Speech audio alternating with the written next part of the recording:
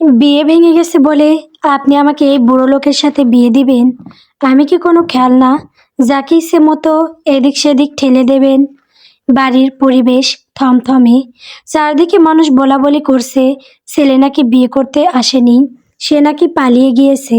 এই কথাগুলো স্টেজে বসে থাকা কনে রূপে মীরার কানে আসতে তার কুচকানো ব্রুগুলো শিথিল হয়ে গেল। তার ইচ্ছে করছে এখানে দাঁড়িয়ে ডিস্কো ডান্স দিতে, কিন্তু তা তো করতে পারবে না। তাই আপাতত বসে আছি। কিন্তু তার এই সুখ সহ্য হলো না তার বড় চাচা মহিন রহমান। তিনি চিৎকার করে বরের বাবাকে বলে উঠলেন, বর আসবে না মানে আমাদের বাড়ির মান সম্মানের কি হবে? বরের বাবা আমতামতা করে বলল, দেখুন যা হওয়ার হয়ে গিয়েছে। বর আসেনি তো কি হয়েছে? বরের বদলে বরের বাবা বিয়ে করবে। চারপাশের গুঞ্জন এক মুহূর্তে থেমে গেল, যেন সবাই অপেক্ষা করছে এখন কি হয়। মীরা ধীরে ধীরে উঠে দাঁড়ালো। তার লাল শাড়ির আঁচলটা কাঁধ থেকে একটু পিছলে পড়ল, কিন্তু সে ঠিক করারও প্রয়োজন মনে করলো না। তার চোখ দুটো এখন আগুনের মতো জ্বলছে। অসম্ভব, বিয়ে ভেঙে গেছে বলে আপনি আমাকে এই বুড়ো লোকের সাথে বিয়ে দিবেন? আমি কি কোনো খেলনা যাকে ইচ্ছে মতো এদিক সেদিক ঠেলে দেবেন? তার কথায় চারপাশে চাপা গুঞ্জন শুরু হলো। কেউ কেউ অবাক, কেউ মুগ্ধ। মহিন রহমান রাগে ফেটে পড়লেন, মেয়েরা এত বড় বড় কথা শিখলি কই থেকে? পরিবারের মান সম্মান বলে কিছু আছে? মীরা ঠান্ডা হেসে বলল, মান সম্মান? আমার সম্মানটা কোথায় চাচা? আমার ইচ্ছার কোনো দাম নেই। বরের বাবা একটু এগিয়ে এসে মোলায়েম গলায় বলল, মা, তুমি বুঝতে পারছো না? এইভাবে বিয়ে ভেঙে গেলে তোমারই বদনাম হবে। আমি তো তোমাকে। মীরা হাত তুলে থামিয়ে দিল, আর একটাও কথা না। নিজের ছেলেকে সামলাতে পারেননি, এখন আমার জীবনটা নিয়ে সিদ্ধান্ত নিতে আসছেন। চারপাশে ফিসফাস আরও বেড়ে গেল। কেউ কেউ মোবাইল বের করে ভিডিও করাও শুরু করেছে। মীরা এবার সবার দিকে তাকিয়ে কিছু বলার আগে মহিন সাহেব এক ধমকে সবাইকে থামিয়ে দিল। কঠোর স্বরে বলল, মীরা, ভেতরে গিয়ে তৈরি হয়ে আয়। মীরা কিছু বলল না। দুঃখী দুঃখী মুখ করে পিছনে সরে তার রুমের দিকে যেতে যেতে মুখ বাঁকিয়ে হাসলো। রুমে এসে দুইটা নাচ মীরা বিড়বিড় করলো, আমি তো এটাই চাইছিলাম কাকা। এমনিতেই আমি বিয়ে করতে চাচ্ছিলাম না।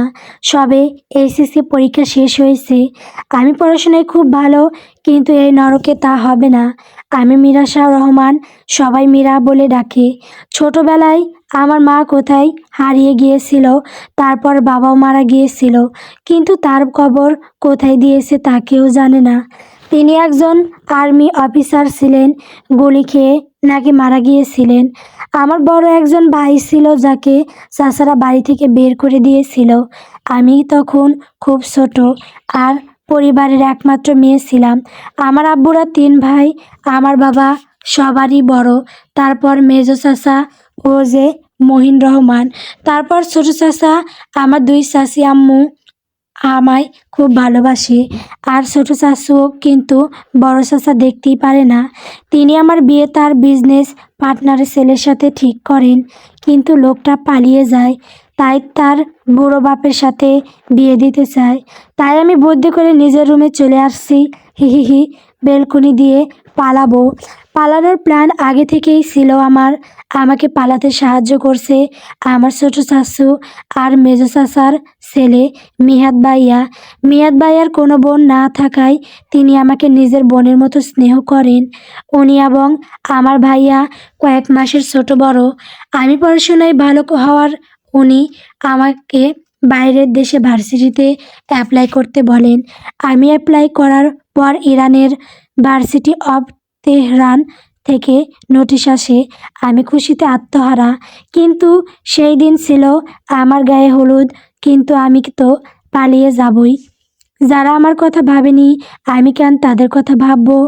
তাড়াতাড়ি বারান্দায় গিয়ে দাঁড়ালাম। নিচে আমার শাশু এবং মিহাদ ভাইয়া দাঁড়িয়ে। উনি ফোনে কারোর সাথে কথা বলছে। উনি আমাকে বলেছে আপাতত ইরানে গিয়ে ওনার এক বান্ধবীর বাসায় থাকার ব্যবস্থা করেছেন, পরে হোস্টেলে শিফট করব। চাচু হাত নাড়াচ্ছে নিচে নামার জন্য। আমি সাইডে গিট দিয়ে বারান্দায় বেয়ে নামবো। গ্রিল না থাকায় অনেক সুবিধা হলো। দুটো শাড়ি একসাথে শক্ত করে জোড়া লাগিয়ে তা বারান্দা দিয়ে নিচে ফেললাম। আমার রুমটা বাড়ির পিছনের দিকে। শাড়ি বেয়ে নিচে নামলাম। চাচু এগিয়ে এসে একটা ব্যাগ দিয়ে বলল, এই ব্যাগে তোর সব দরকারি জিনিস আছে। তোর চাচি গুছিয়ে দিয়েছে। আর এই বোরকা আর হিজাব পরে বের হ। মাহিদ গাড়ি বুক করেছে। সিলেট থেকে ঢাকা এয়ারপোর্টে যেতে 5 ঘন্টা লাগবে। সন্ধ্যা 7টায় তো ফ্লাইট। এই নে টিকিট। চাচুর হাত থেকে টিকিটটা নিয়ে আমার হাত কাঁপতে লাগলো। সত্যি কি আমি চলে যাচ্ছি এবারই? এই মানুষগুলো আমার শৈশব সব ফেলে। মিহাদ ভাইয়া এগিয়ে এসে বলল, ভয় পাচ্ছিস? আমি হালকা হেসে মাথা নাড়ালাম। না, ভয় না, শুধু একটু কষ্ট লাগছে। চাচু আমার মাথায় হাত রেখে বলল, কষ্ট হওয়াটা স্বাভাবিক, কিন্তু মনে রাখিস তুই ঠিক কাজটাই করছিস। তোর জীবন তোর নিজের। কথাটা শুনে বুকটা হালকা হয়ে গেল। দ্রুত বোরকা আর হিজাব পরে নিলাম। লাল বেনারসি শাড়ির ওপরেই। কিছুক্ষণ পর দূরে গাড়ির হেডলাইট জ্বলে উঠল। এটা আমাদের বাড়ির পিছনের রাস্তা। মিয়াদ ভাই আর চাচু তাড়াতাড়ি আর ব্যাগ বস্তা উঠিয়ে দিল। আমি শেষবারের মতো চাচু আর মিয়াদ ভাইকে জড়িয়ে ধরলাম। চাচা জানতে পারলে ওনাদের অনেক বকবেন। ওনারা আমায় শান্ত করে গাড়িতে বসিয়ে দিলেন। গাড়ি স্টার্ট দিতেই মনে মনে ভাবলাম, আমার জীবনের একটা কালো অধ্যায় শেষ, আর একটা শুরু। গাড়ি ধীরে ধীরে বাড়ির গেট পেরিয়ে বেরিয়ে গেল। আমি পিছনের কাছ দিয়ে তাকিয়ে থাকলাম যতক্ষণ না বাড়িটা আর চাচু মিয়াদ ভাই অন্ধকারে মিলিয়ে গেল। গাড়িতে বসে আছি 3 ঘন্টা হয়ে গেল। ওইদিকে বাড়ির পরিস্থিতি কীরকম কে জানে। অনেকটা খিদে পেয়েছে। সেই সকালে পোলাও খেয়েছিলাম, আর কিছুই খাইনি। প্রথমে ভাবলাম দোকান থেকে কিছু কিনে নিব, কিন্তু তারপরে ব্যাগটা চেক করতে দেখলাম ওখানে একটা বাটি আছে। বুকুসকে বাটিটা খুলতেই দেখলাম এইখানে আমার প্রিয় বিরিয়ানি আছে। এটা নিশ্চয় মেজো চাচি আম্মুর হাতের। আমার মনটা খুশিতে ভরে গেল। আমি খেয়ে ড্রাইভারকে বললাম, এয়ারপোর্টে চলে আসলে আমাকে ডেকে দিতেই। বলেই ঘুমিয়ে পড়লাম। ড্রাইভার আঙ্কেলের ডাকে ঘুম ভাঙলো। মা, এয়ারপোর্ট চলে আসছি। চোখ মুছে জানালার বাইরে তাকালাম।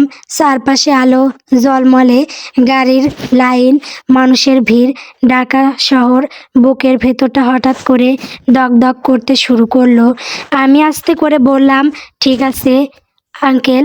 গাড়ি থামতেই আমি বোরকা আর মাস্কটা ঠিক করে নিলাম। ব্যাগটা শক্ত করে ধরে নামলাম।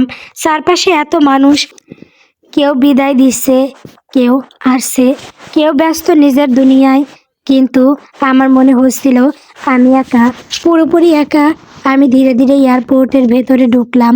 প্রতিটা পদক্ষেপে মনে হচ্ছিল আমি সত্যি নিজের জীবনটা বদলে ফেলতে চাচ্ছি। লাইন ধরে দাঁড়িয়ে চেকিং করলাম। হাতে বোর্ডিং পাস আসতেই বুকের ভেতরটা আবার কেঁপে উঠল। ব্যাগটা শক্ত করে ধরে এক কোণায় গিয়ে বসলাম। চারপাশে এত মানুষ, তবুও কেমন এক শূন্যতা ঘিরে ধরেছে। বোর্ডিংয়ের ঘোষণা হতেই আমি ধীরে ধীরে লাইনে দাঁড়ালাম। পা দুটো কাঁপছিল, কিন্তু মনটা শক্ত করে রেখেছিলাম। প্লেনে উঠে জানালার পাশে সিটে বসলাম। বাইরে তাকিয়ে রইলাম। কিছুক্ষণ পর প্লেনটা ধীরে ধীরে রানওয়েতে চলতে শুরু করলো। তারপর এক ঝটকায় প্লেনটা আকাশে উঠে গেল। ঢাকার আলো নিচে ছোট হতে লাগলো। আমার অতীত যেন ধীরে ধীরে দূরে সরে যেতে লাগলো। তেহরানের প্রধান আন্তর্জাতিক বিমানবন্দর ইমাম খোমেনি ইন্টারন্যাশনাল এয়ারপোর্টে দাঁড়িয়ে আছি ব্যাগের অপেক্ষায়। হাতে একটা 7 আপের ক্যান, ওটা খাচ্ছি আর চারিদিকে তাকাচ্ছি। এয়ারপোর্টে দাঁড়িয়ে থাকতে থাকতে চারপাশটা একটু ভালো করে খেয়াল করলাম। এয়ারপোর্টটা বিশাল, উঁচু ছাদ, বড় বড় কাঁচের দেওয়াল আর ঝকঝকে মেঝে যেন আলো প্রতিফলিত করছে। মাথার উপর লম্বা লম্বা লাইটগুলো সাদা আলো ছড়িয়ে পুরো জায়গাটাকে উজ্জ্বল করে রেখেছে। চারিদিকে মানুষ, কেউ ট্রলি, ঠেলে দ্রুত হাসছে, কেউ মোবাইলে কথা বলছে, কেউ আবার ক্লান্ত হয়ে একপাশে বসে আছে। ঘন ঘন মাইকে ঘোষণা ভেসে আসছে আরবি আর ইংরেজি ভাষায়, ফ্লাইটের নাম, গেট নম্বর। শব্দগুলো পুরো জায়গাটাই প্রতিধ্বনির মতো ঘুরে বেড়াচ্ছে। কনভেয়ার বেল্টটা ধীরে ধীরে ঘুরছে, আর তার উপরে একের পর এক সুটকেস এসে পড়ছে।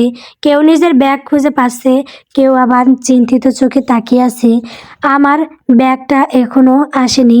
একটু এগিয়ে খুঁজতে লাগলাম আমার গোলাপি কালারের ব্যাগটাকে, পেয়েও গেলাম। তাড়াতাড়ি সেটা তুলে নিয়ে এক পাশে দাঁড়ালাম।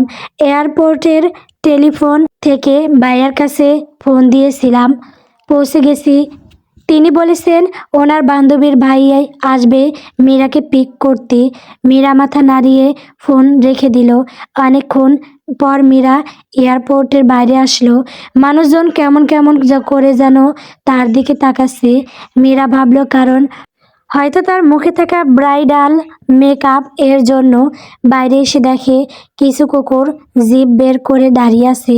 মীরা এটা দেখে ভয়ে বরফ হয়ে এক জায়গায় দাঁড়িয়ে রইল।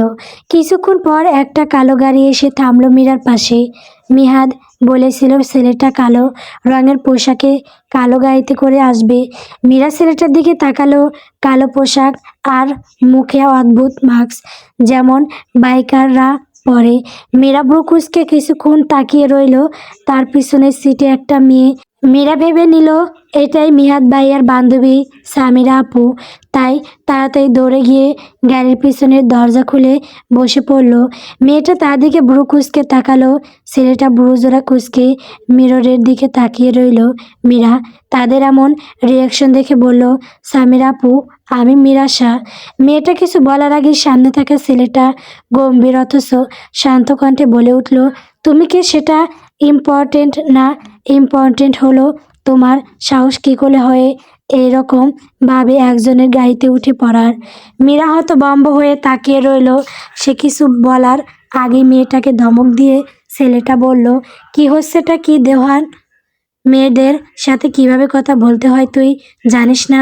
মীরা বুঝলো ওই ছেলেটার নাম দোহান। চোখগুলো তো মাশাআল্লাহ, কিন্তু মুখের কথাগুলো এত তিতো কেন? মেয়েটা এবার মীরার দিকে তাকিয়ে স্নেহময় কণ্ঠে বলল, তুমি হয়তো বাংলাদেশ থেকে এসেছো বনু। আমি আসলে সামিরা না, আমি ইনায়া। তুমি হয়তো আমাকে ভুল মানুষ ভেবেছিলে, কিন্তু আমি তোমাকে লিফট দিতে পারি। এবার ছেলেটা কঠিন স্বরে বলে উঠল, তুই চাইলে দিতে পারিস, কিন্তু আমি দিতে পারবো না। এটা আমার গাড়ি, আর আমি যাকে তাকে লিফট দেই না। মেয়েটা কিছু বলতে নিলেই মীরা তাকে থামিয়ে দিয়ে ছেলেটার দিকে তাকিয়ে বলল, আসলে আমি দুঃখিত, আমি জানতাম না এটা আপনার গাড়ি। আমি আপনাকে আমার ভাইয়ার বন্ধু ভাই ভেবেছিলাম। মেয়েটা এবার মীরার দিকে তাকিয়ে বলল, আচ্ছা, তোমার ভাইয়ের বন্ধুর ভাই আসার আগ পর্যন্ত তুমি আমাদের কাছে থাকতে পারো, কিন্তু তুমি হিজাবের সাথে এরকম ব্রাইট মেকআপ কেন করেছো? মীরা এবার ফ্রি হয়ে তাকে গল গল করে সব কাহিনী বলে দিল, যে সে কিভাবে বিয়ে থেকে পালিয়ে এসেছে, তাকে কিভাবে একটা বুড়ো লোকের সাথে বিয়ে দিতে চেয়েছিল তার চাচা। এইসব শুনে সামনে থাকা দোহান শক্ত করে স্টিয়ারিং চেপে ধরল। ইনায়া তাকে শাবাশি দিয়ে বলল, একদম ঠিক কাজ করেছো। যারা তোমার কথা ভাবেনি তুমি কেন তাদের কথা ভাববে? মীরাও মাথা নাড়ালো।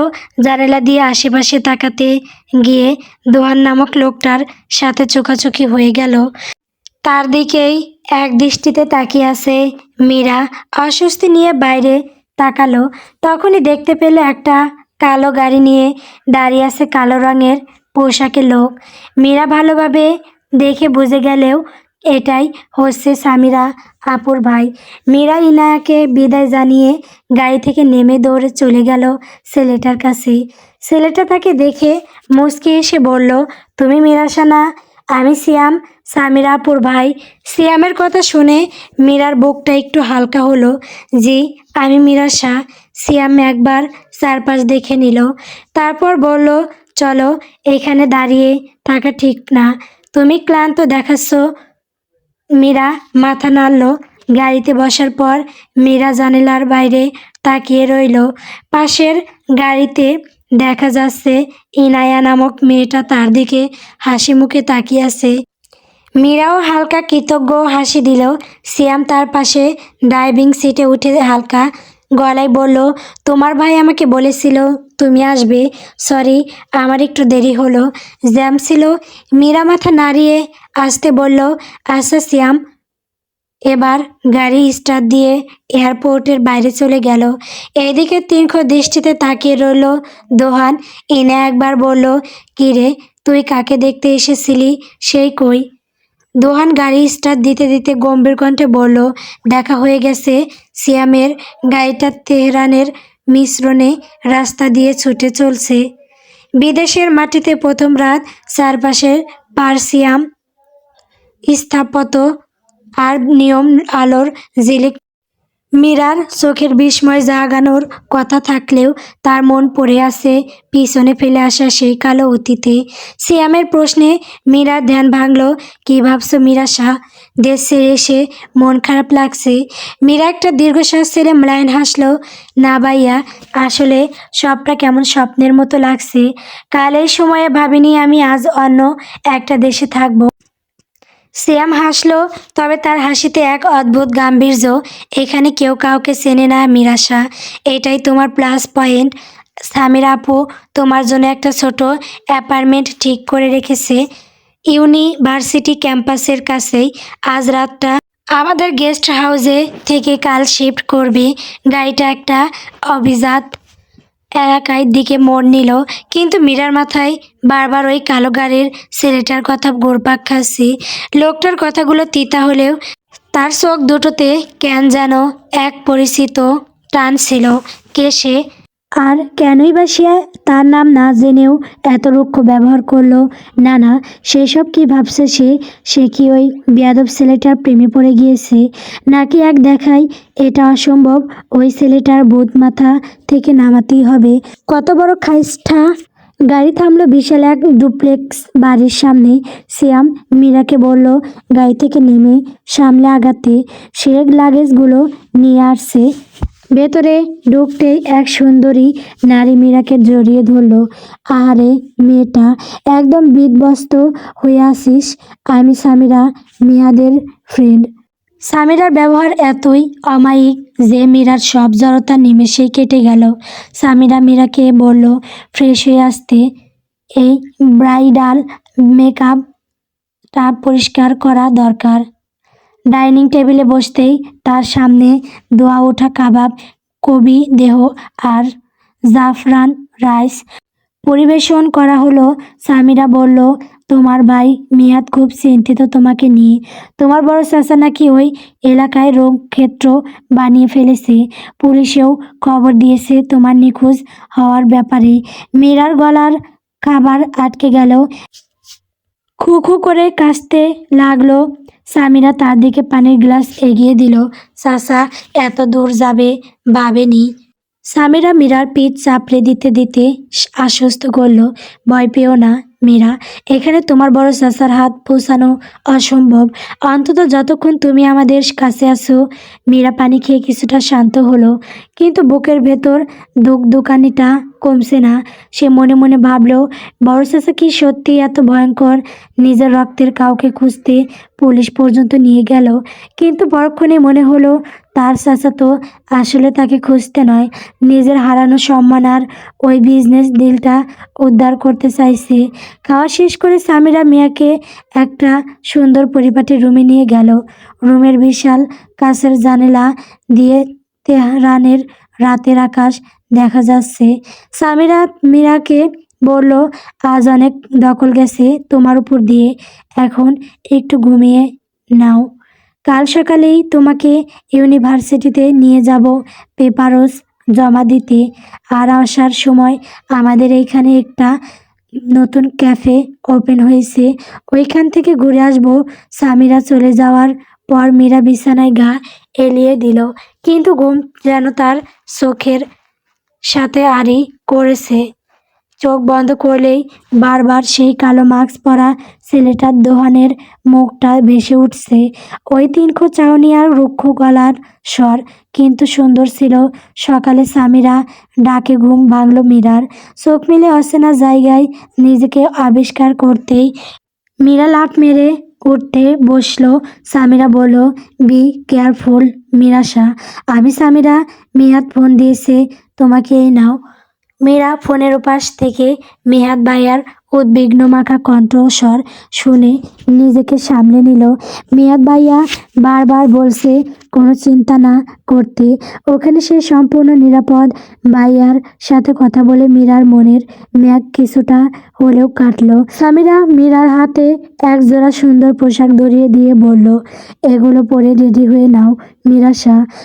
আজ তোমার নতুন ভার্সিটির প্রথম দিন। ইউনিভার্সিটি অফ তেহরান এ প্রথম পা। বিশাল বিশাল সব গম্বুজ আর কারুকাজ করা পাথরের দেওয়াল। ক্যাম্পাসে পা রাখতেই মীরার বুকটা দুরু করতে লাগলো। এত বড় ভার্সিটি, কত কত বিদেশি স্টুডেন্ট। সামিরা তাকে নিয়ে অ্যাডমিশন ডেস্কে গেল। সব পেপারস জমা দিয়ে যখন তারা বের হয়ে আসছিল, তখনই মীরা দেখলো ক্যাম্পাসের সেই বিখ্যাত ক্যাফটেরিয়ার সামনে মানুষের ভিড়। সামিরা বলল, একটু দাঁড়াও মীরাশা, আমি এক বান্ধবীর সাথে দেখা করে আসছি। তুমি এখানে একটু রোদ পোহাও। মীরা মাথা নাড়ালো, আশেপাশে তাকালো। ভার্সিটির সামনে ক্যাফে হওয়ায় বেশিরভাগ শিক্ষার্থীরই বাইর। মীরার খুব আইনজি ফিল হচ্ছিল, তাই একটা বেঞ্চে গিয়ে ফোন টিপতে লাগলো। কিছু রিলস দেখছিল, তখনই পায়ের নরম কিছু স্পর্শ লাগলো। মীরা ফোন দেখতে এতটাই ব্যস্ত ছিল যে প্রথমে পা জারা দিয়ে আবার ফোন দেখতে লাগলো। কিছুক্ষণ পর পায়ে কিছু ঠান্ডা স্পর্শ পেল। চমকে নিচে তাকিয়ে দেখলো একটা লোমযুক্ত প্রাণী। মীরা ফোনটা ব্যাগে রেখে নিচে ঝুঁকে ভালোভাবে দেখলো। এটাই তো একটা খরগোশের ছানা মনে হচ্ছে। খুব সুন্দর, কফির মধ্যে সাদা কালারের লোমগুলো বাতাসে হালকা দুলছে। খরগোশটা তার পা চাটছিল। মীরার এরকম বিড়াল কুকুর জাতীয় প্রাণী ভীষণ ভালো লাগে, তাই তার ব্যাগে রাখা একটা ললিপপ খুলে খরগোশটার সামনে ধরলো। খরগোশটা এটা চাপতে লাগলো। মীরা ফোনটা বের করে এভাবে কয়েকটা ছবি তুলল। তারপরে খরগোশটাকে নিজের কোলের উপর বসিয়ে ছবিগুলো দেখতে লাগলো। কয়েকটা ছবি দেখার পর দেখলো দুটো কালো জুতোর মতো কিছু। ভালোভাবে জুম করে দেখলে মনে হচ্ছে এটা কোনো মানুষের পা। মীরা তড়িৎ গতিতে সামনে তাকিয়ে দেখলো তার সামনে একটা সুদর্শন পুরুষ দাঁড়িয়ে আছে। তারপরে নেভি ব্লু কালারের একটা ব্লেজার আর সাদা শার্ট। ব্লেজারের হাতাগুলো একটু ফোল্ড করা, হাতে দামি একটা ঘড়ি, কিন্তু তার মুখের ভঙ্গি কঠিন। সে পকেটে হাত দিয়ে দাঁড়িয়ে মীরার কোলের খরগোশটার দিকে এক দৃষ্টিতে তাকিয়ে আছে। মীরা আশেপাশে তাকিয়ে ছেলেটার দিকে তাকিয়ে মৃদু কণ্ঠে বলল, হু আর ইউ? আদুহান ফাতিন চৌধুরী। ছেলেটা খরগোশের থেকে চোখ সরিয়ে মীরার চোখের দিকে তাকিয়ে কথাটা বলল। মীরা চোখ নিচে নামিয়ে মনে মনে কয়েকবার নামটা আওড়ালো। নামটা সুন্দর, একদম এই ছেলেটার মতোই। কিন্তু এই ছেলেটা তার থেকে কী চায়? এভাবে এসে দাঁড়িয়ে রয়েছে কেন? এটা কোন ধরনের অভদ্রতা? মীরা একটু নড়ে চড়ে বসলো। কোলের ওপর থাকা খরগোশটা তখনও আয়েশ করে ললিপপ চাটছে। লোকটার তীক্ষ্ণ চাউনি মীরার অস্বস্তি বাড়িয়ে দিচ্ছে কয়েক গুণ। সে নিজের গলার স্বর কিছুটা শক্ত করে বলল, নাম তো বললেন, কিন্তু এভাবে অন্যের সামনে এসে দাঁড়িয়ে থাকা কি আপনার অভ্যাস? আই মিন, কোনো পারপাস আছে কি? লোকটা এক পা এগিয়ে এলো। লম্বা হওয়ায় কারণে মীরাকে বেশ গাড় উঁচু করে তাকাতে হচ্ছে ওর দিকে। লোকটা পকেট থেকে হাত বের করে নিচু হয়ে মীরার কোলের খরগোশটাকে এক ঝটকায় তুলে নিল। খরগোশটা লোকটার বুকে যেতেই কেমন শান্ত হয়ে গেল। মীরা হতভম্ব হয়ে তাকিয়ে রইল। লোকটা খরগোশটার নরম লোমে হাত বোলাতে বোলাতে অত্যন্ত শীতল গলায় বলল, অন্যের জিনিসের ওপর অধিকার খাটানোর কি তোমার স্বভাব? মীরা শাহ রহমান। মীরা হতভম্ব হয়ে তাকিয়ে রইল। লোকটা কোনো কিছু না বলে বড় বড় কদম ফেলে সামনে এগিয়ে গেল। মীরা তার যাওয়ার পানে নিষ্পলক তাকিয়ে রইল। খরগোশটাকে কি তার কোল থেকে এভাবে নিতে হতো? বললেই হতো এটা ওনার, একটু আদর করে দিয়ে দিত মীরা। ব্রেঞ্চে বসে মনে মনে এই সবই ভাবছিল। তখনই মীরার টনক নড়ল। সে তো তার নাম বলেনি। লোকটা কিভাবে জানলো তার নাম? কিছুক্ষণ পর সামিরা আসলো। তার পিছে পিছে একটা মেয়ে আসছে। সামিরা এসে মীরার পাশে দাঁড়িয়ে বলল, সরি মীরা শাহ, তোমাকে এতক্ষণ অপেক্ষা করানোর জন্য। Meet my friend Inaya Ajid. Meera ক্লান্ত চোখে সামনে তাকালো। তাকাতেই তার সব ক্লান্তি যেন দূর হয়ে গেল। আরে, এটা তো সেই ইনায়া নামক মেয়েটা যে তাকে এয়ারপোর্ট আশ্রয় দিয়েছিল গাড়িতে। ইনায়াও তাকে দেখে অবাক হয়ে তাকিয়ে আছে। তারপর অবাকতার রেশ কাটিয়ে ইনায়া বলল, আরে মীরা তুমি, হোয়াট আর কনসিডেন্ট। আমি কখনো ভাবতেই পারিনি তোমার সাথে দ্বিতীয়বারের মতো আমার দেখা হয়ে যাবে। সামিরা অবাক হয়ে দুজনের দিকে তাকিয়ে বলল, তোমরা কি একে অপরকে চেনো? ইনায়া হেসে সামিরার কাঁধে হাত রেখে বলল, চিনি মানে? কাল এয়ারপোর্টে এই মেয়েটাই তো দোহানের গাড়িতে হুট করে উঠে পড়েছিল। আমাদের দোহান তো রেগে মেজাজ হারিয়েছিল, কিন্তু পরে দেখি সে সারাক্ষণ এই অজানা কোণের সাহসের গল্পই বিড়বিড় করছে। সামিরা থতমত খেয়ে গেল। একবার মীরার দিকে তাকালো তো একবার ইনায়ার দিকে। তার এই অবস্থা দেখে ইনায়া বলল, আরে চলো সামনে ওই টেবিলটা গিয়ে বসা যাক। দোহানও তো এসেছে, তোমাকে সব বলবো। দোহান এসেছে শুনে মীরা প্রথমে যেতে চাইল না। অনেক তালবাহানা করলো, কারণ সে ওই অহংকারী লোকটার সাথে দ্বিতীয়বার সাক্ষাৎ করতে চায় না। কিন্তু সামিরা আর ইনায়া তাকে জোর করে নিয়ে গেল। মীরা অনিচ্ছা সত্ত্বেও সামিরা আর ইনায়ার পীড়াপিড়িতে পা বাড়ালো। ক্যাফে গুলিস্তানের এক কোনায় বড় একটা রাউন্ড টেবিল। সেখানে রাজকীয় ভঙ্গিতে বসে আছে মিস্টার অহংকারী ছেলে। তার এক হাতে কফির মগ, অন্য হাতে ল্যাপটপ। মুখ নিচের দিকে তাকায়। মীরা প্রথমে দেখতে পারল না তার চেহারা। সামিরা মীরার হাত থেকে ধরে টেবিলের কাছে গিয়ে বসলো।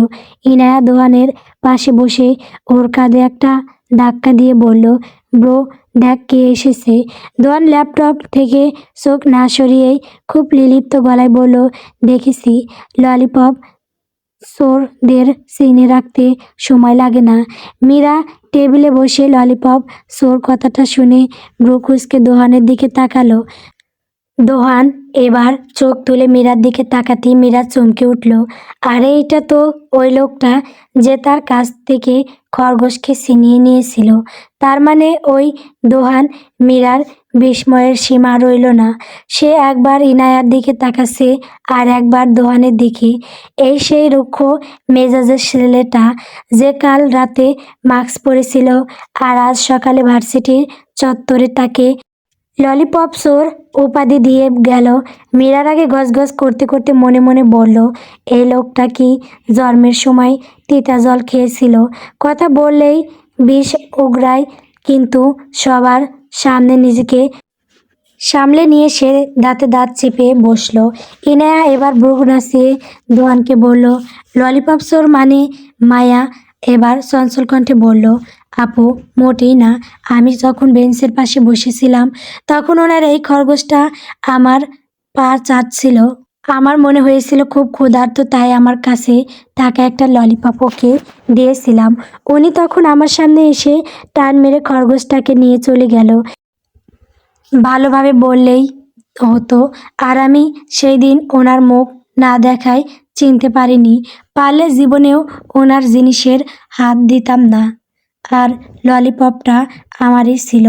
দোহান এবার রাগী কণ্ঠে বলল, ডোন্ট কল হার খরগোশ, হিজ নেম ইজ মাফি। কল হার মাফি? দোহানের এমন শাসন মাখা কথা শুনে মীরা মনে মনে একরাশ তাচ্ছিল্য ছুড়ে দিল। মনে মনে বিড়বিড় করলো, মায়ের চেয়ে মাসির দরদ বেশি। খরগোশের নাম আবার মাফি। খবিশ লোকটার খবিশ পছন্দ। ইনা হাঁ করে হেসে উঠল। সে দোহানের দিকে তাকিয়ে বলল, আরে ভাই, তুই মাফির জন্য যতটা সিরিয়াস ততটা যদি মানুষের জন্য হতিস। দেখ, মীরা আমাদের গেস্ট। সামিরা ওকে আজ এই ক্যাফেটা দেখাতে নিয়ে এসেছে।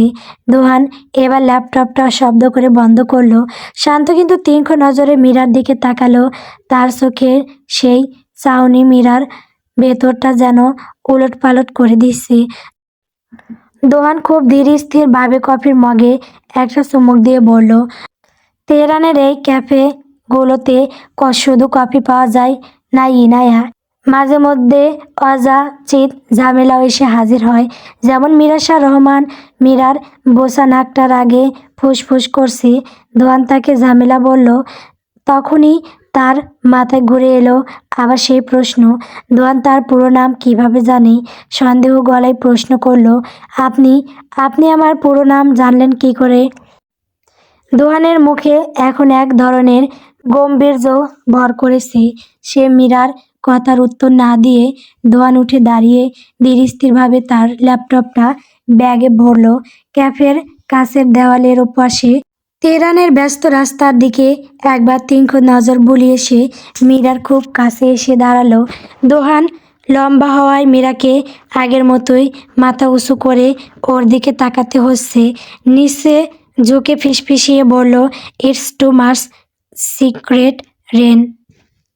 রাত 10টা বেজে 3 মিনিট। মায়া বসে আছে তার নতুন ফ্ল্যাটের বেলকনিতে। আজকে সে এখানে সব নিয়ে শিফট করেছে। সামিরা মা বাবা কোনো কাজে শহরের বাইরে গিয়েছিল বিদায় কিছু জানে না। জানলেও কিছু বলতো না। তাই সামিরা মীরাকে বলেছিল তাদের বাড়িতে থাকার জন্য। কিন্তু মীরাই তাদের কোনো ঝামেলায় ফেলতে চায় না। তাই আজকের ভেতরেই ফ্ল্যাটে শিফট করেছে। মিহাদ আর ছোট চাচু দুজন মিলে প্রতি মাসের টাকা পাঠাবে বলেছে। আর তারা টাকা না পাঠালেও সমস্যা নেই। এই বিদেশের মাটিতে স্টুডেন্ট হিসেবে সে অনেক জায়গায় কাজ পেতে পারে। পার্ট টাইম জব করলেও তার চলে যাবে ভালোই। ব্যালকনিতে একটা ছোট চেয়ার এবং টেবিল আছে। টেবিলের ওপর একটা গরম রং চা দোয়া উঠছে এবং মীরার হাতে একটা উপন্যাসের বই। শরতের হিমেল হাওয়ায় চায়ের কাপের দোয়াগুলো এলোমেলো হয়ে যাচ্ছে। মীরা উপন্যাসের পাতায় চোখ রাখলেও মনটা বারবার অস্থির হয়ে উঠছে। তেহরানের এই ব্যস্ত শহরের শব্দগুলো এখন অনেক দূর থেকে ভেসে আসা কোনো কান্নার মতো গায়ে লাগছে। হঠাৎ তার ফোনের স্ক্রিনটা জ্বলে উঠল। কোনো মেসেজ নয়, বরং একটা কল। স্ক্রিনে ভেসে ওঠা নম্বরটা তার চেনা নয়, আবার বিদেশি নম্বর। সামিরা তাকে একটা সিম দিয়েছিল ইরানের।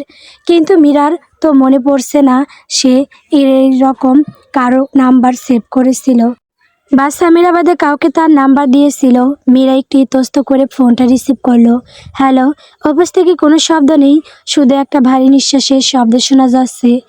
মীরার ভুরু কুঁচকে কান থেকে ফোনটা নিয়ে নম্বরটা পরখ করে আবার কানে দেন। সে আবার বলল, হ্যালো, কে বলছেন? এবারও কোনো শব্দ নেই। মীরা ফোন কেটে দিল। উপন্যাসের বইটা হাতে নিতে না নিতে আবার সেই নাম্বার থেকে ফোন আসলো। মীরা এবার প্রচুর রেগে গেল।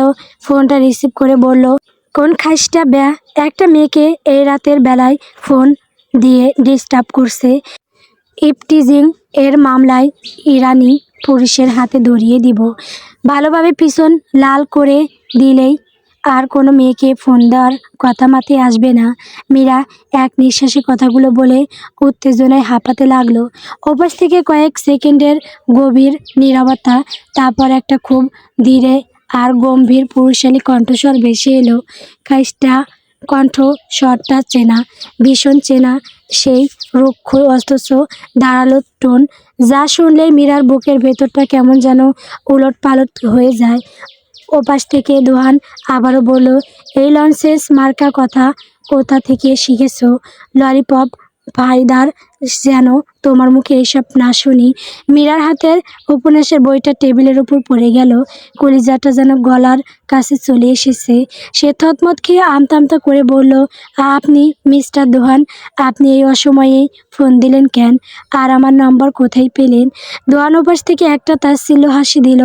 নম্বর পাওয়াটা এক আদু হান ফাতিন চৌধুরীর কাছে অসম্ভব কিছু না। ইভেন আমি তো এটাও বলতে পারি যে তুমি আজকে 5টা 20 মিনিটে ভার্সিটি থেকে 5 মিনিট দূরত্ব একটা ফ্ল্যাটে শিফট করেছো। বর্তমানে তুমি সেই ফ্ল্যাটের বারান্দায় চেয়ারে উইদাউট ওড়না গোলাপি টি-শার্ট পরে বসে আছো। টেবিলে হলুদ কালারের একটা কাপের রং চা, আর তোমার হাতে হুমায়ুন আহমেদের বই। মীরার হাতের ফোনটা প্রায় পড়ে যাচ্ছিল। দোহানের প্রতিটি কথা তীরের মতো তার বুকে বিঁধল। সেই মুহূর্তের মধ্যে নিজের গায়ের দিকে তাকালো।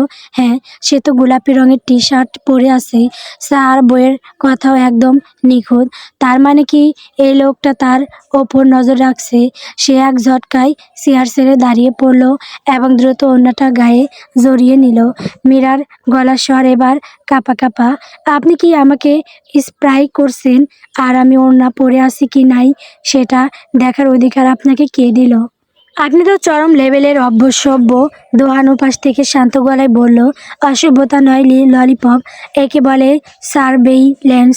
তুমি একা একটা অচেনা ফ্ল্যাটে আছো, তার ওপর টি-শার্ট পরে বেলকনিতে বসে আছো।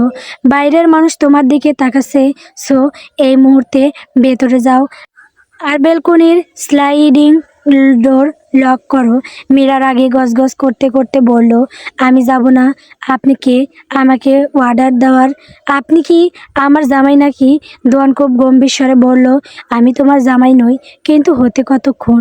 দোয়ানের গলার স্বরের সেই অদ্ভুত অথরিটি মীরার সমস্ত জেদ যেন এক নিমিষে জল করে দিল। সে অনেকটা বাধ্য হয়েই ভেতরের রুমে ঢুকে পড়ল এবং বেলকনির দরজা টেনে পর্দা লাগিয়ে দিল। ঘরে ঢুকে আয়নার সামনে দাঁড়াতেই মীরার মুখটা লাল হয়ে উঠল। লোকটা তাকে এভাবে দেখছে, কিন্তু কিভাবে? বাইরে তেমন সন্দেহ করা যায় এমন কেউ নেই, আর ঘরেও কেউ নেই। তাহলে আজ মীরার ভার্সিটির প্রথম দিন। সেই আয়নার সামনে দাঁড়িয়ে নিজেকে পরখ করে নিল। হালকা ঘিয়ে রঙের একটা কামিজের সঙ্গে গাঢ় মেরুন ওড়না জড়িয়েছে। মুখে কোনো মেকআপ নেই, শুধু একটু কাজল আর ঠোঁটে হালকা লিপ বাম। প্রথম দিন ভার্সিটিতে যাচ্ছে, মনটা একটু হলেও দূর করছে। নতুন এক পরিবেশে নিজেকে মেলে ধরার আকাঙ্ক্ষাটাও কম নয়। আয়নায় শেষবারের মতো নিজেকে দেখে মনে হলো কোনো খুঁটি রয়ে গিয়েছে। একবার তাকালো তার চুলের দিকে। না, অনেক দিন ধরে শ্যাম্পু করা হয় না। বেনুনি করার পরও কাকের বাসার মতোই লাগছে।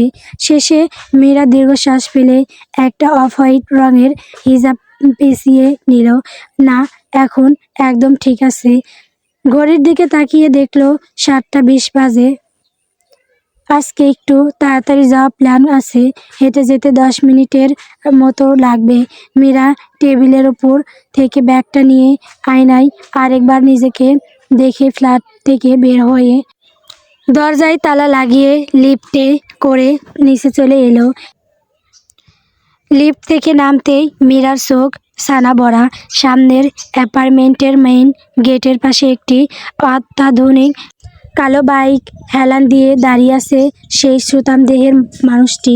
আজ তার পরনে নেভি ব্লু রঙের একটি শার্ট, স্লিভগুলো কোণে পর্যন্ত ফোল্ড করা।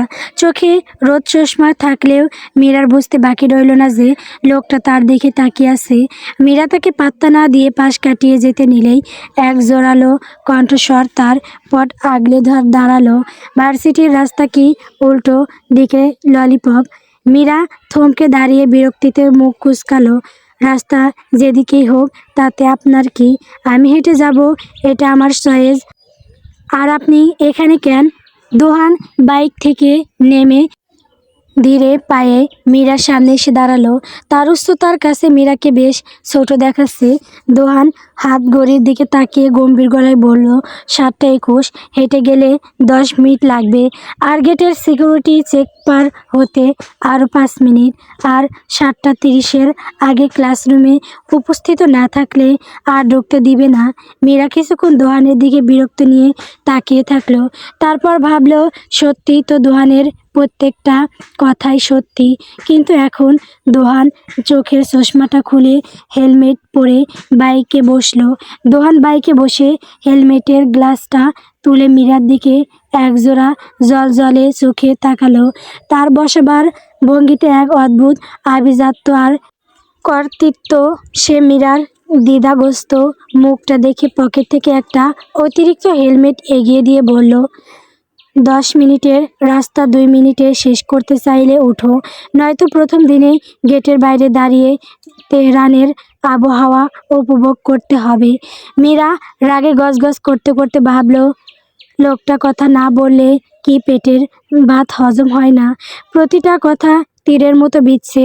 কিন্তু ঘড়ির কাঁটার দিকে তাকিয়ে দেখলো সময় আসলেই নেই। প্রথম দিনেই লেট করা মানে নিজের পায়ে নিজে কুড়াল মারা। মীরা অনিচ্ছা সত্ত্বেও হেলমেটটা হাতে নিল এবং বাইকের পিছনে একপাশে আড়ষ্ট হয়ে বসলো। দোহান একবার আয়নায় মীরার বসার ভঙ্গি দেখে নিয়ে আলতো এসে বলল, ভালো করে ধরো ললিপপ, আমি কিন্তু বিমান চালাই না, বাইক চালাই, পড়ে গেলে দায় আমার নেই। বলেই দোহান বাইকটা স্টার্ট দিল। ইঞ্জিনের বিকট গর্জনে মীরার বুকটা ধক করে উঠল। বাইকটা যখন ঝড়ের গতিতে তেহরানের মসৃণ রাস্তা চিরে ছুটতে শুরু করলো, মীরা ভারসাম্য রাখতে না পেরে অবচেতনেই দোহানের শার্টের পিছনের অংশ শক্ত করে খামচে ধরল। বাতাসের ঝাপটায় তার হিজাবটা উঠতে চাইছে, আর পিছনে বসে থাকা মীরার নাকে ভেসে আসছে দোহানের সেই পরিচিত করা পারফিউমের ঘ্রাণ। নীরবতা ভেঙে দোহান বলল, এক্সপেরিয়েন্স আছে দেখি, আর কত ছেলের বাইকে উঠেছো? আমার চাচাতো ভাই মিয়াদ রহমানের বাইকে অনেকবার উঠেছি।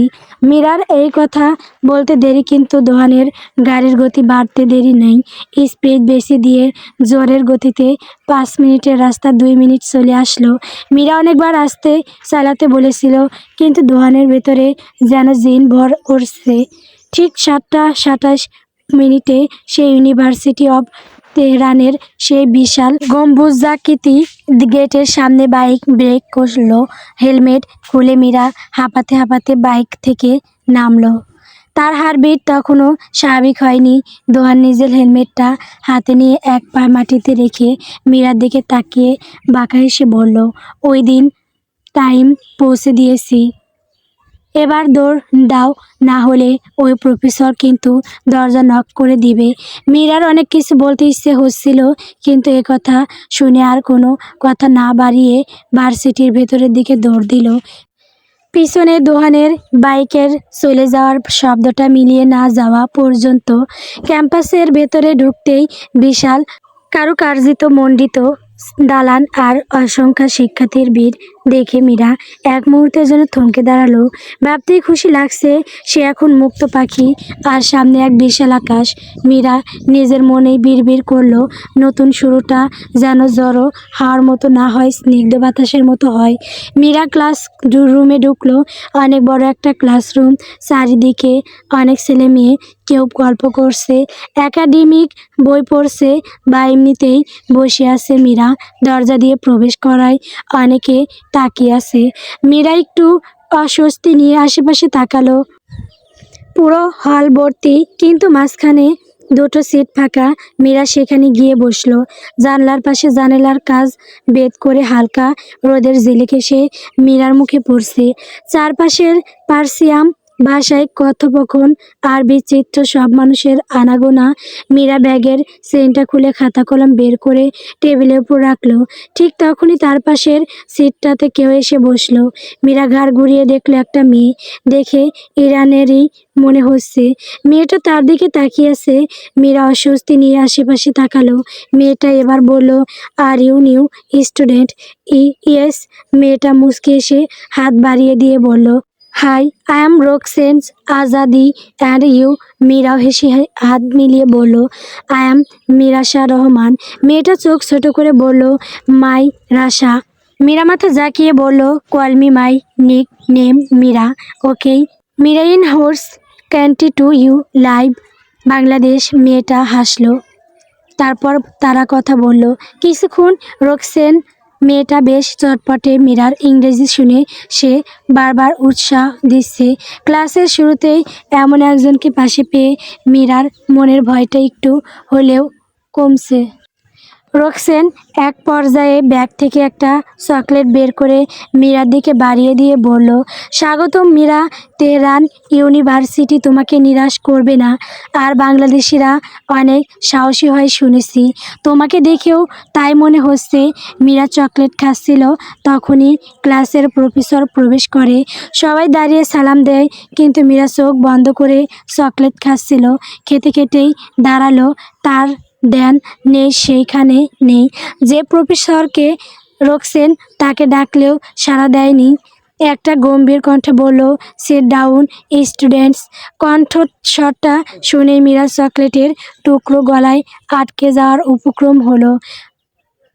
এ তো অতি পরিচিত সেই রুক্ষ আর গম্ভীর স্বর।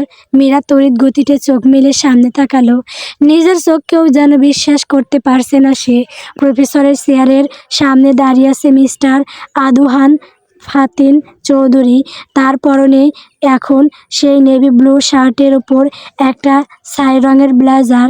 চোখে চশমা, ডাইসের ওপর হাত রেখে সে খুব তীক্ষ্ণ নজরে ক্লাসের সবার দিকে তাকাচ্ছে। তবে মীরার মনে হলো তার ওই বাজ পাখির মতো চোখ দুটো যেন বিশেষ করে জানলার ধারে ওই কেউ কোনাটাতেই স্থির হয়ে আছে। রোকসেন কোনোই দিয়ে মীরাকে একটা গুঁতো দিয়ে ফিস ফিস করে বলল, মীরা বসো। উনি আমাদের গেস্ট লেকচারার, ইকোনমিক্সের জম বলা হয় ওনাকে, কিন্তু দেখতে যা ক্রাশ খাওয়ার মতো না। মীরা কোনো মতে দপ করে সিটে বসলো। তার হার্টবিট এখন বাইকের গতির চেয়েও জোরে চলছে। লোকটা তাকে বাইকে করে ড্রপ করে দিয়ে এখন আবার তার সামনে লেকচার দিতে দাঁড়িয়েছে। তার মানে কি দোহানেই ইউনিভার্সিটির টিচার। মীরা নিজের কপালে নিজে হাত দিল। হায় আল্লাহ, এই খারুস লোকটার পাল্লায় আমি কি শেষে ক্লাসরুমে পড়লাম। দোহান ডাইসে রাখা মার্কারটা হাতে নিয়ে বোর্ডে বড় বড় অক্ষরে লিখতে শুরু করলো। তারপর ক্লাসের দিকে তাকিয়ে খুব শীতল গলায় বলল, আমি আশা করি আমার ক্লাসে সবাই অ্যাটিটিউড থাকবে, বিশেষ করে যারা ক্লাসের মাঝখানে চোখ বন্ধ করে চকলেটের ফ্লেভার এনজয় করে। তারা যেন মনে রাখে যে ইকোনমিক্সের গ্রাফ চকলেটের মতো মিষ্টি হয় না। মীরা মাথা নিচু করে টেবিলের সাথে মিশে যাওয়ার চেষ্টা করলো। তার কান মুখ এখন পাকা টমেটোর মতো লাল হয়ে আছে। রোকসেন মুখ চেপে হাসতে হাসতে বলল, উনি কি তোমাকেই মিন করলেন নাকি? মীরা মনে মনে বলল, মিন তো আমাকেই করেছেন। লোকটা কি জন্মের সময় তিতা জল খেয়েছিল? সুযোগ পেলেই অপমান করে। ঘন্টা খানেকের লেকচার চলল। মীরা একটা শব্দ মাথায় ঢোকাতে পারল না। সে শুধু দেখছিল দোহানের কথা বলার ভঙ্গি, তার হাতের মুভমেন্ট আর গম্ভীরভাবে বোঝানোর ধরন। মাঝে মাঝে দোহান মীরার দিকে তাকাচ্ছিল, আর মীরা সাথে সাথে খাতায় হিজিবিজি কাটতে শুরু করছিল। ক্লাস শেষ হওয়ার পর দোহান বইগুলো গুছিয়ে নিয়ে বের হওয়ার আগেই হঠাৎ ডাইস থেকে বলল, মীরাশা রহমান, আমার অফিসে এসে আপনার আজকের লেকচার নোটটা দেখিয়ে যাবেন। আপনার খাতা দেখে মনে হচ্ছে আপনি ইকোনমিক্স বাদ দিয়ে ড্রয়িং শিখছেন। মীরা স্তম্ভিত হয়ে গেল। পুরো ক্লাসের ছেলেমেয়েদের উৎসুক দৃষ্টি এখন তার উপর। রোকসেন হাঁ করে তাকিয়ে আছে। মীরা ব্যাগটা কাঁধে নিয়ে দাঁতে দাঁত চেপে ভাবল, এই লোকটা কি আমাকে শান্তিতে থাকতে দিবে না? এখন আবার অফিস পর্যন্ত টেনে নিয়ে যাচ্ছে। সন্ধ্যা 7:07। ভার্সিটি থেকে আসার পর মীরা গোসল করে কোনো রকমে খেয়ে ভাত ঘুমিয়েছে। ঘুম ভাঙল এশার আজানের শব্দে। মীরা উঠে ফ্রেশ হয়ে 1 কাপ দুধ চা বানালো। 3 ঘন্টা ঘুমিয়েও তার ঘুমের রেশ কাটেনি। বারান্দায় সেই চেয়ারে এসে ধাপ করে বসলো, চায়ের কাপটা টেবিলে রেখে মোবাইল খুলে বসলো। অনেক দিন সে তার প্রিয় মোবাইলটা ধরে না। এটা যদিও সেকেন্ড হ্যান্ড, মিহাদ ভাই নতুন স্যামসং ফোন কেনায় ওর আগের স্যামসং S21 তাকে দিয়েছে। মীরা নিজের জমানো টাকায় সেটাই ভালো গ্লাস আর একটা ডোরেমন এর কভার কিনেছে। গত 3 দিন ধরে সে ঠিকমতো ফোন দেখে না। 3 দিন কি কম সময়। প্রথমেই ঢুকলো এফবিতে, নিউ স্ক্রল করতে করতে একটা পোস্ট সামনে আসলো। মীরা প্রথমে ইগনোর করতে চাইলো, পরে দেখে এটা তো সেই খরগোশটা, ওই দোহান্নার। মীরা কৌতূহল নিয়ে আইডিতে ঢুকলো। এটা একটা পেজ, বড় বড় করে ইংলিশে লেখা, আদুহান ফাতিন চৌধুরী। প্রোফাইলে আবার একটা ফটো, এমন একটা লোক বাইকে হেলান দিয়ে দাঁড়িয়ে, মাথায় হেলমেট, পরনে মেরুন কালারের জ্যাকেট, মাথাটা বাঁকা করা। মীরা জহুরির নজরে জুম করে করে ছবিটা দেখলো, বিড়বিড় করে মুখ বাঁকিয়ে বলল, এমন ভাব করছে যেন সে এটা, এর বাইকটা এত এরকম না, নিশ্চয়ই পিন্টারেস্ট থেকে ডাউনলোড করা। এখনই দেখছি। মীরা গুগল লেন্স দিয়ে ছবিটা সার্চ করার জন্য স্ক্রিনশট নিতে যাবে, তখনই তার নজর পড়ল ছবির ব্যাকগ্রাউন্ডে তেহরানের সেই পরিচিত আজাদি টাওয়ারের একটা আবছা অংশ দেখা যাচ্ছে। মীরা দমে গেল। এটা পিন্টারেস্টের ছবি হওয়ার সম্ভাবনা কম। সে বিড়বিড় করে বলল, হবে হয়তো কোনো ফটোগ্রাফারের তোলা। এই খারুশ লোকটা এত স্টাইলস পোজ দিতে পারে না। নিচে স্ক্রল করতেই মীরা দেখলো মাফিন খরগোশটার একটা ভিডিওতে দেখা যাচ্ছে দোয়ানের লম্বা আঙুলগুলো মাফিন মাথায় বিলি কেটে দিচ্ছে, আর মাফি চোখ বুজে সেই আদর উপভোগ করছে। ভিডিওর ক্যাম্পাসে লেখা। মীরা ঠোঁট উল্টে বলল, ডং। খরগোশ আবার সাইলেন্স বোঝে। আর এই মাফিটাকেও বলি, লোকটা এত খবিশ তবুও ওর কাছেই পড়ে থাকে। নির্ঘাত লোকটা খরগোশকেও ভয় দেখিয়ে রাখে। আচমকা একটা মেসেজ আসলো, তবে মেসেঞ্জারে নয়, সরাসরি হোয়াটসঅ্যাপে, দোহানের নম্বর থেকে। আমার প্রোফাইল পিকচার কি খুব বেশি আহামারি যে 10 মিনিট ধরে ওটা জুম করে দেখছো? পিক্সেল ফটে যাবে তো। ললিপপ। মীরা হার্ট ফেল করার দশা। সে ফোনটা প্রায় হাত থেকে ফেলে দিচ্ছিল। এই লোকটা কি জাদুকর? সে যে দোহানের প্রোফাইল দেখছে সেটা সে জানলো কি করে? মীরা কাঁপা কাঁপা হাতে টাইপ করলো, আপনি কি অন্তর্যামী? আমি আপনার প্রোফাইল দেখছিলাম না, ওটা তো নিউজ ফিডে আসলো তাই একটু তাকালাম। দোয়ানের রিপ্লাই আসতে 5 সেকেন্ডও লাগলো না। নিউজ ফিডে আসলে লোকে লাইক দেয় বা স্ক্রল করে। 10 মিনিট ধরে ওটা জুম করে ফরেনসিক ইনভেস্টিগেশন করে না। আর শোনো, বাইকটা আমারই, বিশ্বাস না হলে কাল নিচে নেমে রাইড দিও। মীরার রাগ হলো ভারী, তার যেন ঠেকা পড়েছে লোকটার বাইকে ওঠার। নির্ঘাত আজকে দেরি হচ্ছিল তাই বাইকে উঠেছিল, কিন্তু মাঝপথে তো তার কলিজা হাতে ধরিয়ে দিচ্ছিল। তখনই আরেকটা নোটিফিকেশন আসলো, কি মনে মনে আমাকে গালি দিচ্ছ? মীরার যেন কলিজাটা গলার কাছে চলে এলো। এই লোকটা কি সত্যি কোনো জিন ভূত নাকি? ও যা ভাবছে লোকটা সেটা মেসেজে লিখে দিচ্ছে কি করে? মীরা এবার রাগে আর বিস্ময়ে দ্রুত টাইপ করলো, আপনার কি আর কোনো কাজ নেই সারাক্ষণ আমার উপর গোয়েন্দাগিরি করা ছাড়া? আর শুনেন, আপনার ওই গোড়া মার্কা বাইকে ওঠার কোনো শখ আমার নেই। ওটা কি বাইক নাকি জমদূত? যান হাতে নিয়ে একবার উঠেছি আর নয়। টাইপ করে সেন্ড করার আগেই দোহানের পরবর্তী মেসেজ ভেসে উঠল, টাইপিং টাইপিং অনেক বড় রচনা লিখছো মনে হচ্ছে, সেন্ড করো শুনি তোমার অমূল্য বাণী। মীরা এবার সত্যি সত্যি ফোনটা বিছানায় আছাড় মারতে গিয়েও থেমে গেল।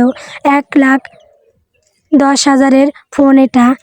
মীরা এবার সামনে থাকা চায়ের কাপটা তুলে বাইকের দিকে ছুঁড়ে মারতে নিলেই মনে পড়ল এটা সামিরা তাকে গিফট করেছিল। অনেক দামি একটা কাপ, বাংলাদেশের প্রায় 3,000 টাকার মতো।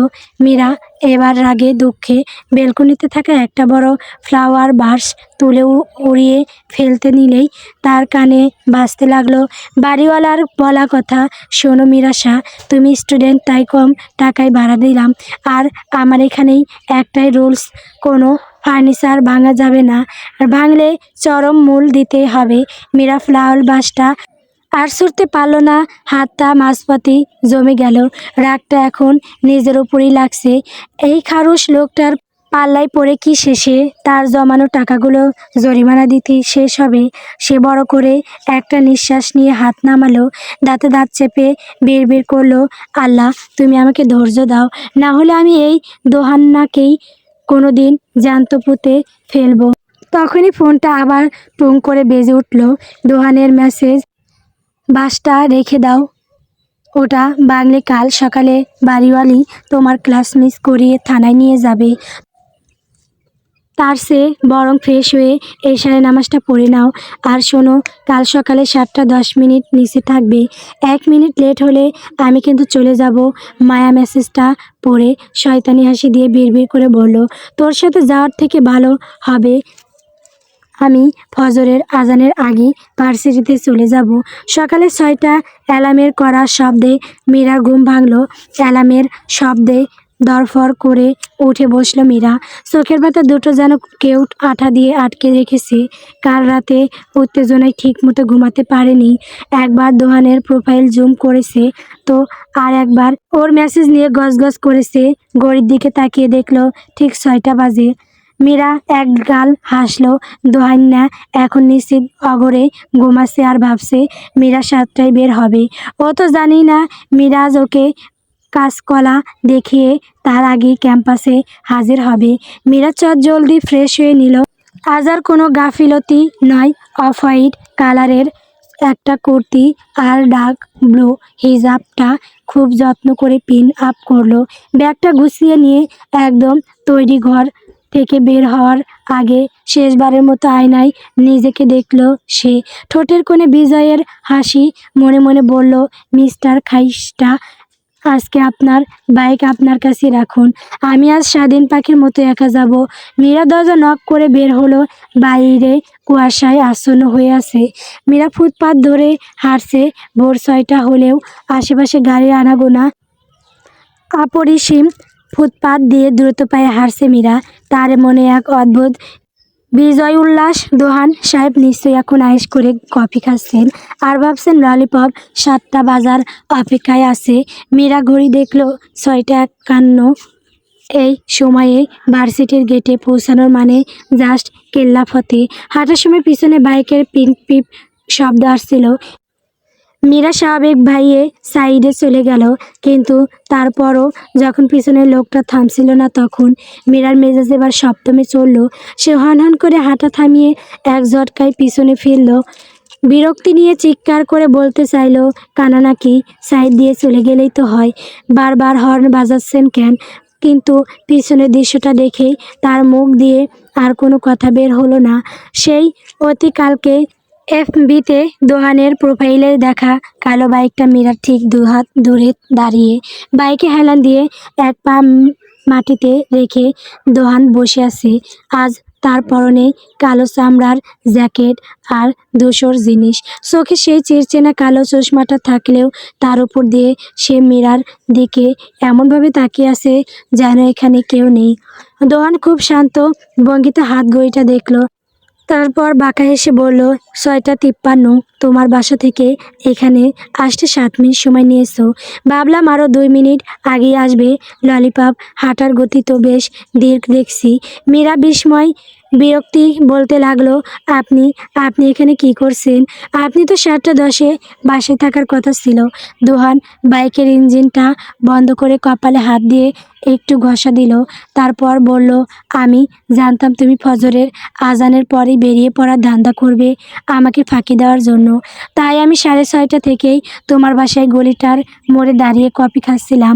তুমি যখন চুপি চুপি সিঁড়ি দিয়ে নামলে তখন তোমার ওই ডোরেমন কভারের ফোনটা ফ্ল্যাশ লাইটের মতো জ্বলছিল।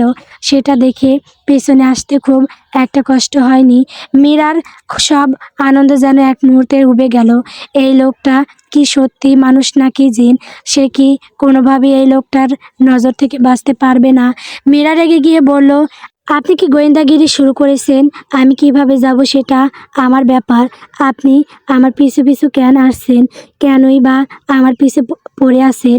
দোহান গাছারা ভাব নিয়ে চোখের চশমাটা খুলে ফু দিয়ে আবার চোখ পড়ে বলল, আমার তোমার পিছে পড়ে থাকতে ভালো লাগে তাই। মীরা ঠোঁট বাঁকিয়ে বলল, আমি কি আপনার বউ নাকি? আর না জানি আরও কত মেয়েকে এইভাবে পটিয়েছেন। বেয়াদবি করার এক্সপিরিয়েন্স আছে বলতে হবে। দোহান মীরার কথা শুনে এক মুহূর্তের জন্য চুপ হয়ে গেল। তারপর বাইক থেকে নেমে ধীর পায়ে মীরার দিকে এগিয়ে এলো। মীরার সামনে একদম মুখোমুখি দাঁড়িয়ে তার গভীর চোখে জোড়া মীরার চোখের ওপর স্থির করলো। দোহানের উচ্চতার কাছে মীরাকে বড্ড ছোট দেখাচ্ছে। দোহান নিচু আর গম্ভীর গলায় বলল, বউ না হতে কতক্ষণ? চলো বিয়ে করে ফেলি, তারপর তো আর বেয়াদব বলতে পারবে না।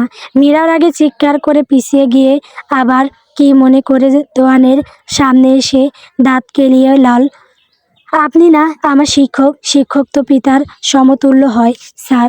মীরার কথায় দোয়ান এক মুহূর্তে চুপ হয়ে গেল, কিন্তু পরক্ষণেই তার ঠোঁটের কোণে থাকা সেই বাঁকা হাসিটা আরও একটু গভীর হলো। পকেট থেকে হাত বের করে মীরার সামনে এক কদম এগিয়ে এলো। মীরা ভয় পেয়ে আবার পিছিয়ে যেতেই দোহান তার এক হাত দিয়ে পায়েসের ল্যাম্পপোস্টটা চেপে ধরে মীরার পালানোর পথ আটকে দিল। দোহান একদম নিচু স্বরে তার সে ধারালো কণ্ঠে বলল, পিতার সমতুল্য তুমি কি চাও আমি তোমাকে এখন কন্যার মতো শাসন শুরু করি? ললিপপ? তার চেয়ে বরং এই স্যার ট্যাগটা ক্লাসরুমের জন্যই তোলা থাক। ওখানে আমি তোমার লেকচারের, কিন্তু এই কুয়াশা ভেজা রাস্তায় আমি শুধুই দোহান। আর হ্যাঁ, তোমার মতো অবাধ্য ছাত্রীকে সামলাতে শিক্ষক নয়, একজন করা জামাইয়েরই প্রয়োজন। মীরার গায়ের পশম দাঁড়িয়ে গেল। সে দোহানের চোখের দিকে তাকাতে পারছে না। লোকটার কণ্ঠস্বর আর চোখের চাউনিতে এমন কিছু আছে যা মীরাকে কেমন যেন অবশ করে দিচ্ছে। দোহান মীরাকে ছেড়ে চশমা চোখে দিয়ে বলল, তো তোমার বাড়িতে বিয়ের প্রস্তাব পাঠাবো নাকি তুলে নিয়ে বিয়ে করব? মীরার গলার কাছে কলিজা দগদগ করছে। লোকটার সাহস তো কম না, বিদেশের মাটিতে একা পেয়ে যা তা বলছে। মীরা নিজেকে সামলে নিয়ে একটু দমে না গিয়ে দাঁতে দাঁত চেপে বলল, আপনি একটা আস্ত জঙ্গলি, একটা খাইস্টা। বাংলাদেশের মানুষ কি এত অসভ্য হয়? আপনি আমাকে তুলে নিয়ে বিয়ে করবেন মানে কি? আপনাকে কি আমি পাত্তাই দেব ভেবেছেন? দোহান এবার শব্দ করে হাসলো। তেহরানের কুয়াশা ভেজা নির্জন রাস্তায় সেই হাসিটা অদ্ভুত গম্ভীর শোনালো। সে বাইকে হেলান দিয়ে পকেট থেকে একটা চকলেট বের করলো।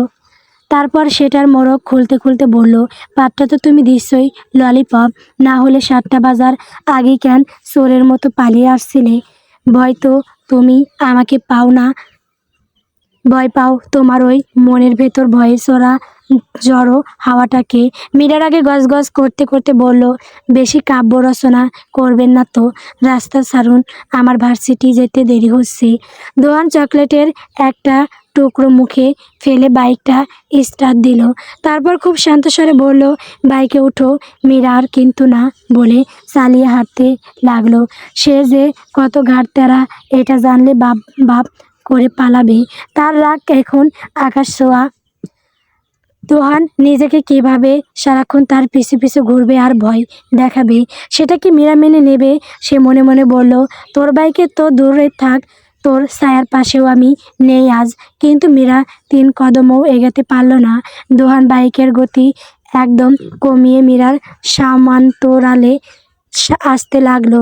বাইকের ইঞ্জিনের মৃদু গর্জন আর দোহানের নীরব উপস্থিতি মীরার স্নায়ুচাপ বাড়িয়ে দিচ্ছে। দোহান এবার বেশ গম্ভীর গলায় বলল, জেদ করা ভালো, তবে জায়গা মতো।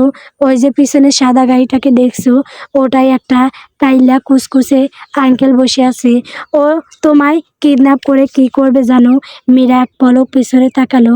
সত্যি একটা সাদা গাড়ি ডোক গিলে বলল, কি করবে? দোহান এবার বাইকটা একদম মীরার পায়ের কাছে থামালো। সে হেলমেটের গ্লাসটা তুলে এক চোখ টিপে অত্যন্ত সাবলীন ভঙ্গিতে বলল, কি আর করবে? তোমাকে কিডন্যাপ করে নিয়ে গিয়ে প্রথমে মসমস্তি করবে, পরে কোনো ক্লাবে বা মাফিয়াদের কাছে বিক্রি করে দিবে। আমার মতো হ্যান্ডসাম খাইসটা তখন আর তোমার পাশে থাকবে না বাঁচানোর জন্য। মীরার শরীরের রক্ত এক নিমিষে হিম হয়ে গেল। সে আবার আর চোখে পিছনে তাকালো। সাদা গাড়িটা সত্যি খুব ধীর গতিতে এগিয়ে আসছে, আর জানলার কাজটা সামান্য নামানো। ভেতরে সত্যি এক ভয়ঙ্কর চেহারার লোক বসে আছে। মীরা সব ঘাড় তেরা স্বভাব যেন এক সেকেন্ডে উবে গেল। মীরা ভয়ে কাঁপতে কাঁপতে বলল, আপনি ভয় দেখাচ্ছেন না তো? দোহান গম্ভীর মুখে মাথা নাড়ালো। মজা করার সময় এটা না। এই নির্জন রাস্তায় ভোরের আলো ফোটার আগে একা একা চলাফেরা করা কতটা রিস্ক সেটা তোমার ধারণার বাইরে। ওঠো এখন, নাকি কাইল্লা আঙ্কেলের সাথে লাঞ্চ করার ইচ্ছা আছে? মীরা আর এক মুহূর্ত দেরি করলো না। দোহানের বাইকের পিছনে এক লাফে উঠে বসলো। দোহান বাইক স্টার্ট দিতে ইঞ্জিনটা গর্জে উঠল। দোহান একটু ঝুঁকে বলল, আমার জ্যাকেটটা শক্ত করে ধরো ললিপপ, না হলে হাওয়ায় উড়ে ওই গাড়ির আঙ্কেলের কোলে পড়বে। এমনিতে এত চিকনা কেন? বাবা মা খাওয়ায় না? আমার তো বাবা মাই নেই। আদু হানের পিছু ছেড়ে দাও, বদলে যত টাকা চাই আমি দিব। ক্লাস ব্রেকে রোকসেন মীরাকে নিয়ে ক্যান্টিনে আসলো। সে নাকি মীরাকে ট্রিট দিবে, কিন্তু এসে দেখে পার্স আনেনি। তাই মীরাকে খাবার অর্ডার দিতে বলে। পার্স আনতে ক্লাসে গিয়েছে। মীরা খাবারের লিস্টগুলো দেখছিল। তখনই পিছন থেকে বেশি এলো উক্ত কথাগুলো। মীরা অবাক হয়ে পিছনে ফিরল। দেখলো একটা মেয়ে দাঁড়িয়ে আছে, পরনে দামি ডিজাইনার পোশাক, চোখে মুখে অহংকার আর আভিজাত্যের ছাপ। তার হাতে একটা চেক বই। মেয়েটা মীরার খুব কাছে এসে বিষাক্ত এক সিলতে হাসি দিয়ে বলল, শুনেছি তোমার নাকি বাবা মা নেই, খুব অসহায় তাই না? তো এই টাকাগুলো নিয়ে নিজের ভাগ্য বদলে ফেলো। আদুহান চৌধুরী তোমার মতো সস্তা মেয়ের জন্য নয়, সে আমার। আর আমি যা চাই তা আমি যেভাবেই হোক পেয়ে যাই। মীরা এক মুহূর্ত স্তব্ধ হয়ে রইল। তার শরীরের রক্ত যেন টকবক করে ফুটতে শুরু করেছে। অপমানটা সরাসরি তার আত্মসম্মানে গিয়ে লেগেছে। তাকে টাকার গরম দেখাচ্ছে তাকে।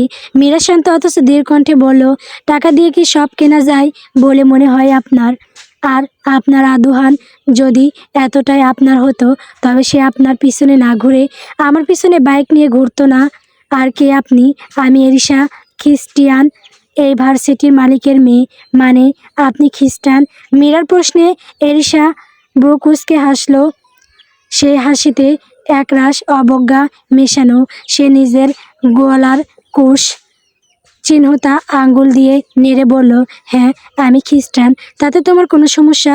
নাকি এখন ধর্ম নিয়ে বড় বড় লেকচার দেবে?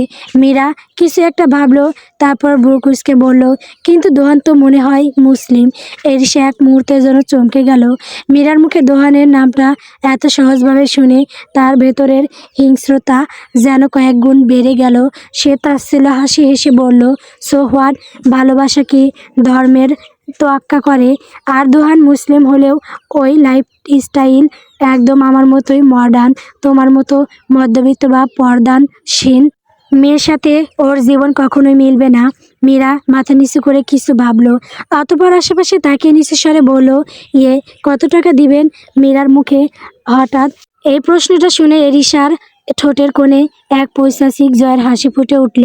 সে ভেবেছিল মীরা হয়তো অনেক নীতি কথা শোনাবে, কিন্তু টাকার কথা পারতেই মেয়েটার লাইনে চলে আসায় এরিশার আত্মবিশ্বাস যেন আকাশ ছুঁয়ে গেল।